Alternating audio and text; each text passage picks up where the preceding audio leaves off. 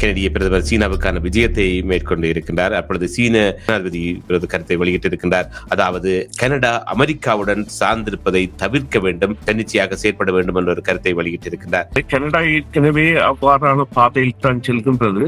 ஆனால் அது சீனாவின் வாயிலாக வரும்பொழுது அது அமெரிக்காவிற்கு சற்றே கசப்பாக இருக்கும். ஈரானில் நடந்து வருகின்ற உள்நாட்டு கலவரம் காரணமாக பல பேர் கொல்லப்பட்டிருக்கின்றார்கள்.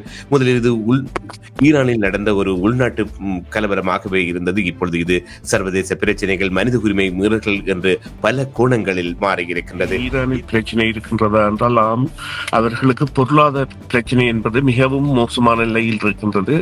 என்றுமே சந்திக்காத ஒரு பொருளாதார நெருக்கடியை அவர்கள் சந்தித்துத்தான் இந்த போராட்டங்களில் ஈடுபட்டு வருகின்றார்கள். அரசு தரப்பில் இருக்கின்ற அல்லது ஆளும் தரப்பாக இருக்கின்றவர்கள் அந்த பணத்தை சரியாக பங்கிடாமல் தங்களுடைய தேவைகளுக்காக அவற்றை பகிர்வதாகவும், அதே நேரம் மக்களின் தேவைகளை தவிர்த்து இந்த ஆராய்ச்சிகள் மற்றும் விடயங்களில் செலவழிப்பதானதும் ஒரு செய்தியாக இருக்கின்றது.